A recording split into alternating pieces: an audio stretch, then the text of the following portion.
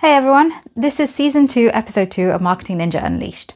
And today we're focusing on your customers' needs and covering what a lead magnet actually is and how you can create one that works.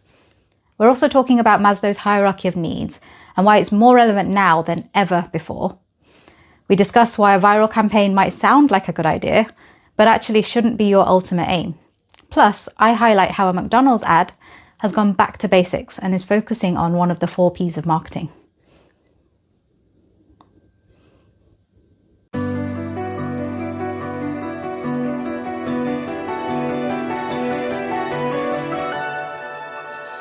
Hi everyone, welcome back to Marketing Ninja Unleashed. I'm Rena, founder of You and Your Story, and if you're here, you're probably somebody who wants marketing to feel a little bit more human, more purposeful, and most importantly, more effective. You're definitely in the right place. So today's episode is all about needs. The needs that your customers have, the needs that your marketing should be meeting, and the needs that actually aren't being met when all you're doing is chasing your next viral moment. So today, we'll be covering lead magnets, what they are, and how you can create one that actually works, why Maslow's hierarchy of needs is more relevant now than ever before, and what those people promising viral campaigns are really selling, and why they're not built to last. So let's get into it. Starting with lead magnets. You know, the freebie that you give away in exchange for someone's data. A discount, download, checklist. And before you say anything, yes, they do still work. Just the other day, I downloaded the 11 hacks to sleep better. Unfortunately, they didn't quite work for me. I'm still very sleep deprived. The best way for you to get your lead magnets to work is to stop treating them like a tick box exercise. Because a good lead magnet is much more than just a download. It's actually the start of a relationship. And if you do it well, it won't just get you leads, it will get you loyal customers. The phrase lead magnet gets thrown around a lot these days. But all it really means is an offer of value in exchange for someone's contact details, usually their email or a phone number. So it could be a number of things: a downloadable guide, a checklist or a cheat sheet, a discount code, a webinar, or even a challenge. You could also offer free trials or a quiz with personalized results. They all sound simple enough, but people tend to go wrong when they create something they think is useful instead of something their audience is actually looking for. Now, I'll be talking through how you can get it right. Step 1. Know what your audience needs right now. I'm always going on about your audience, and if you know them well, this step is easy. If you don't know your audience, go back to Season 1, Episode 1, where I talk you through how you can find your ideal customer. So the perfect lead magnet isn't based on what you want to talk about. It's based on what your customer is trying to solve. So before you create anything, ask yourself these questions. What's the problem they're trying to solve today? What are they Googling at 11 p.m. when they can't sleep? What's holding them back from buying or booking with you? Your lead magnet should answer that exact pain point, or at least be the first step towards answering it. So if you're a mortgage broker, that might be a first-time buyer checklist. If you run an e-commerce brand, it might be the 5 most common questions before buying anything. If you're a coach or consultant, maybe it's a short guide that gives immediate clarity. The key is that it's relevant to them. Something they'll actually use, not just download and forget. Step 2. Keep it easy to take in. You might think that people want depth, detail, and loads of content. That's not true. What they actually want is clarity. So once you know the topic, you can make sure that your lead magnet is actually quick to consume. I'd say if it's a document, no more than 5 pages. Something that's easy to action and will not take them hours to do.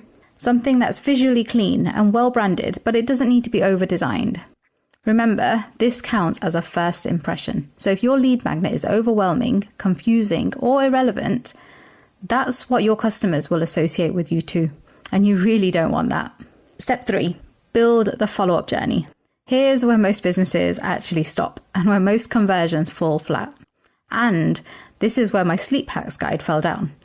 I downloaded it, they have my email address. I looked at it once in the morning, then forgot about it until I started drafting the content for this episode. Not useful at all. There was no follow-up journey. The lead magnet is actually just the first step.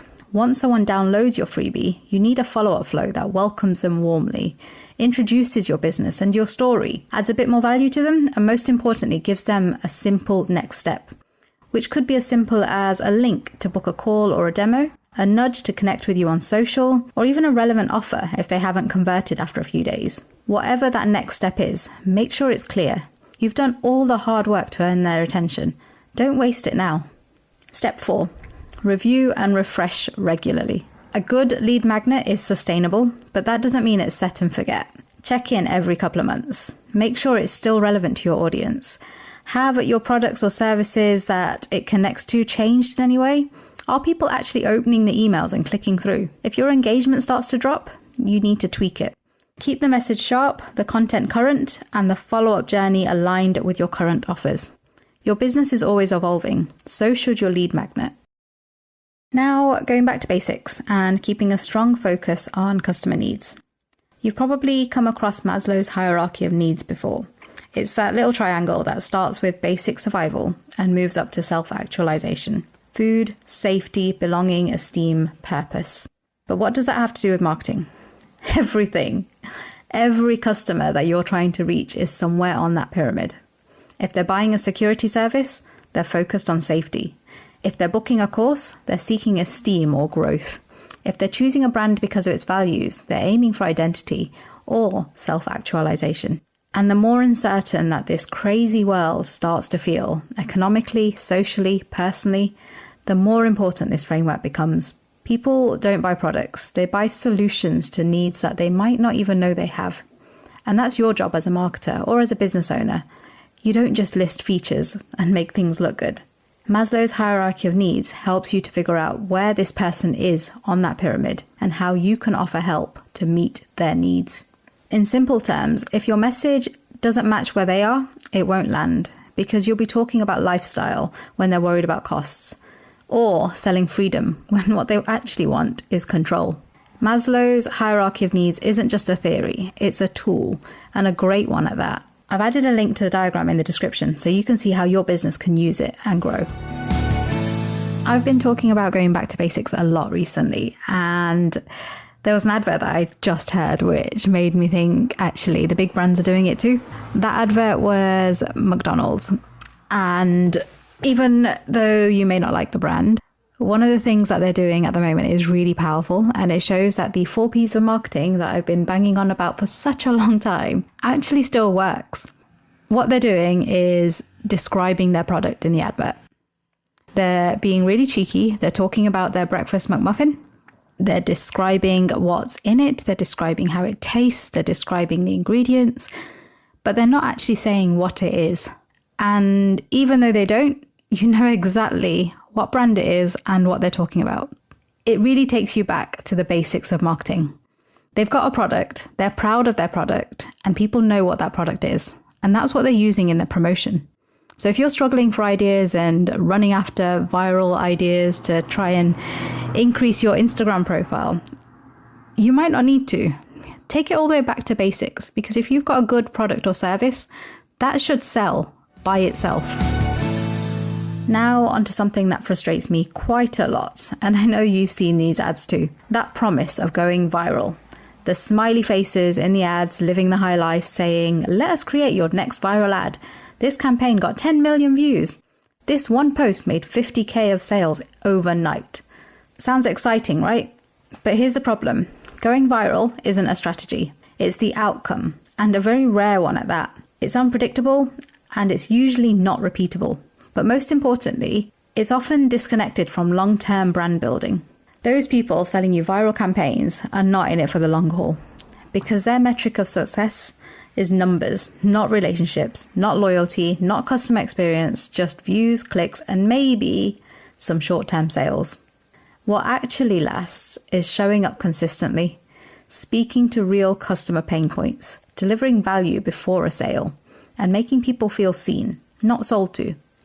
If something goes viral as a result of doing those things, fantastic. That is an amazing bonus. But don't build your marketing strategy around chasing that moment. Build it around your message. And I can't say this enough times in this episode. Your customers' needs are the most important. So, to summarize this episode, people buy from businesses that understand them, not just chase after them. Maslow reminds us that every buying decision is rooted in a deeper need. Lead magnets work when they meet the needs with clarity and value. And viral campaigns, they might spike your views, but they won't build trust. And trust is what turns interest into loyalty. So whether you're designing your next download, writing ad copy, or planning a launch, always come back to this question. Are you solving a real problem for a real person in a way that's helpful and human? Because that's what will last. That's what will build brands. And that's what great marketing is all about. Everything in today's episode came back to one key theme: understanding what people really need and responding with empathy, not your ego. Marketing isn't about being the loudest or the fastest or the one who gets lucky with an algorithm. It's about being the most relevant, the most consistent, and the most human. So here's your question to reflect on this week. Are you chasing moments or trying to build momentum? Take some time with that question, because the answer to that will help shape how you show up and what your audience will remember.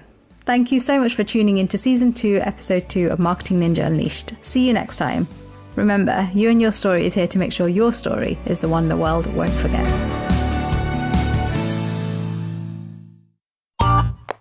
This has been a Monkey Pants Productions podcast.